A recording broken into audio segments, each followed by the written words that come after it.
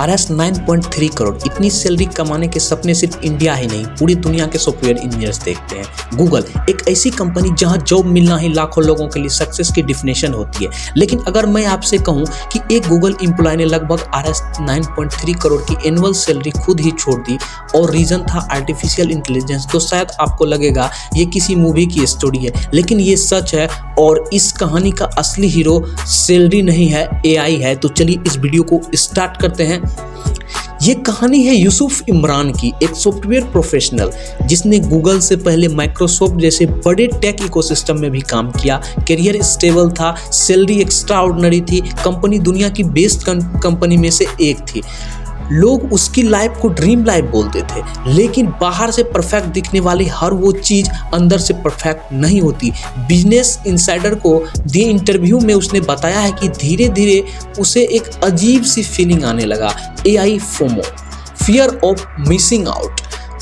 उसे लगा कि आर्टिफिशियल इंटेलिजेंस इतनी तेज़ी से दुनिया बदल रही है कि अगर वो सिर्फ गूगल की जॉब करता रहा तो शायद वो अगले बड़े रिवॉल्यूशन का हिस्सा नहीं बन पाएगा। सोचो, जिस इंसान के काम AI प्रोडक्ट बेचना हो, वही इंसान रात भर घर जाकर ChatGPT, जेमिनी, क्लाउड और दूसरे AI टूल्स के साथ एक्सपेरिमेंट करे तो उसके दिमाग में एक ही सवाल आएगा, अगर AI इतना पावरफुल है तो मैं दूसरे के प्रोडक्ट क्यों बना रहा हूँ। पहले स्टार्टअप बनाना मतलब office, funding, developers, designers, marketing team और लाखों रुपए, लेकिन AI ने ये पूरे इक्वेशन ही बदल दिया। आज एक लैपटॉप, इंटरनेट और सही AI टूल्स के साथ एक छोटी टीम भी वो काम कर सकती है जिसके लिए कुछ साल पहले पूरी कंपनी चाहिए होती थी। यूसुफ ने इसी चेंज को सबसे पहले पहचाना। उसने कहा, AI सिर्फ जॉब ऑटोमेट नहीं कर रहा है, AI ऑर्डिनरी लोगों को एक्स्ट्रा ऑर्डिनरी अपॉर्चुनिटी भी प्रोवाइड कर रहा है, और शायद इसी वजह से उसने रिजाइन भी दिया था। लेकिन कहानी का सबसे शॉकिंग पार्ट अब बाकी है। लोग सोचते हैं गूगल जैसी कंपनी में जॉब मिल गई मतलब लाइफ सेट है, सिक्योर है, लेकिन पिछले कुछ सालों में बिग टेक कंपनी ने हजारों एम्प्लॉय को ले ऑफ भी किया है। गूगल, माइक्रोसॉफ्ट, अमेजॉन, मेटा, किसी ने भी गारंटी नहीं दी कि हाई सैलरी हमेशा हाई सिक्योरिटी का मतलब होता है। यूसुफ ने भी इंटरव्यू में कहा कि लेऑफ का इन्वायरमेंट देखकर उसे रियलाइज हुआ कि चाहे पैकेज कितना भी बड़ा हो, अगर फ्यूचर बदल रहा है तो सिर्फ सैलरी पर डिपेंड रहेगा तो डेंजरस हो सकता है ये उसके लिए, और यही उसके डिसीजन का दूसरा रीज़न बना। लेकिन एक और चीज़ थी जो शायद सबसे इम्पोर्टेंट है, सैलरी। दोनों एक जैसा नहीं होते।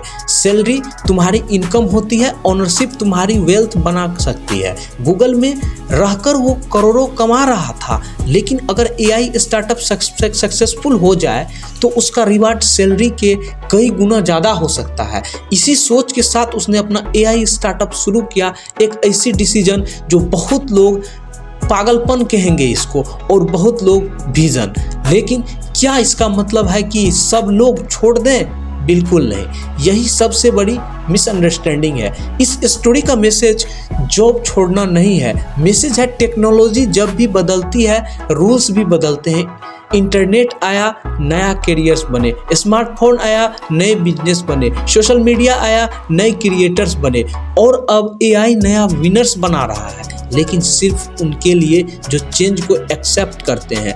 आज भी बहुत लोग हैं AI से डरते हैं, कहीं मेरी जॉब ना चली जाए, लेकिन शायद असली सवाल ये नहीं है कि क्या तुम AI को यूज कर सकते हो, क्योंकि AI तुम्हारी जॉब नहीं लेगा, लेकिन जो इंसान AI यूज करना जानता होगा वो तुम्हारी जगह जरूर ले सकता है। और शायद इसी बात को यूसुफ सबसे पहले समझ गए और RS 9.3 करोड़ की सैलरी छोड़ दी।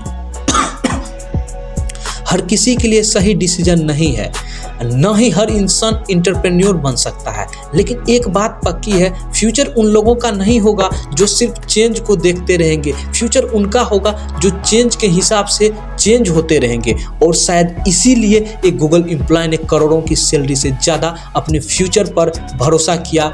अब सवाल आपसे है, अगर आप गूगल में 9.3 करोड़ कमा रहे होते और AI आपको उससे भी बड़ा फ्यूचर दिखाता तो क्या आप रिजाइन कर देते?